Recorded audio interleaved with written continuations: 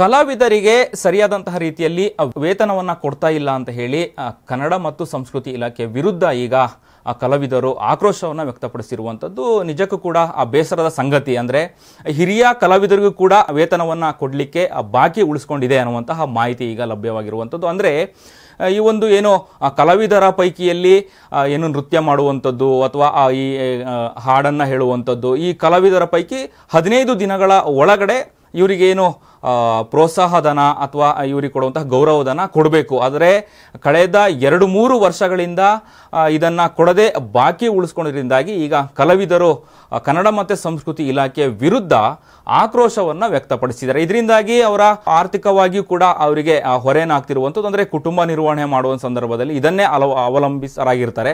ಇದರಿಂದಾಗಿ ಅವರಿಗೆ ಸಮಸ್ಯೆ ಆಗ್ತಿದೆ ಅನ್ನುವಂಥದ್ದು ಒಂದಷ್ಟು ಸಮಸ್ಯೆಗಳನ್ನು ಹೇಳ್ಕೊಂಡಿದ್ದಾರೆ.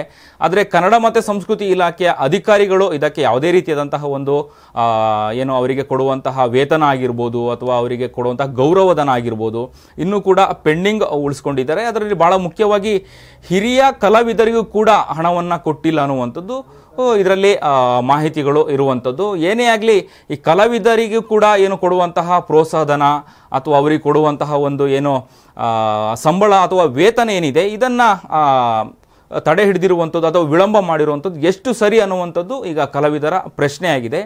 3-4 ವರ್ಷಗಳಿಂದ ಯಾಕೆ ತಡೆ ಹಿಡಿದಿದ್ದೀರಾ, ಆದಷ್ಟು ಬೇಗ ನಮಗೆ ಕೊಡಿ, ಇದರಿಂದಾಗಿ ನಮ್ಮ ಕುಟುಂಬದ ಮೇಲೆ ಆರ್ಥಿಕದ ಮೇಲೆ ತುಂಬ ಸಮಸ್ಯೆ ಆಗ್ತಿದೆ ಅನ್ನುವಂಥದ್ದನ್ನು ಕಲಾವಿದರು ಆಕ್ರೋಶನ ವ್ಯಕ್ತಪಡಿಸಿರುವಂಥದ್ದು. ಮುಂದಿನ ದಿನಗಳಲ್ಲಿ ನೋಡಬೇಕು ಕನ್ನಡ ಮತ್ತು ಸಂಸ್ಕೃತಿ ಇಲಾಖೆಯ ಅಧಿಕಾರಿಗಳು ಯಾವ ರೀತಿಯಾಗಿ ಬಿಲ್ಲನ್ನು ಪಾಸ್ ಮಾಡ್ತಾರೆ, ಅಂದರೆ ಇವರಿಗೆ ಕೊಡುವಂತಹ ವೇತನವನ್ನು ಯಾವಾಗ ಕೊಡ್ತಾರೆ ಅನ್ನುವಂಥದ್ದನ್ನು ಸದ್ಯ ಕಾದು ನೋಡ್ತಾ ಇದ್ದಾರೆ. ಆದಷ್ಟು ಬೇಗ ಕಲಾವಿದರಿಗೆ ಏನು ಕೊಡಬೇಕಾದಂತಹ ಗೌರವಧನ ಅಥವಾ ವೇತನ ಆದಷ್ಟು ಬೇಗ ಸಿಗಲಿ ಅನ್ನುವಂಥದ್ದು. ಬೆಂಗಳೂರಿನ ಸಮಗ್ರ ಸುದ್ದಿಗಾಗಿ ನೋಡಿ ಕರ್ನಾಟಕ ಟಿವಿ ಬೆಂಗಳೂರು.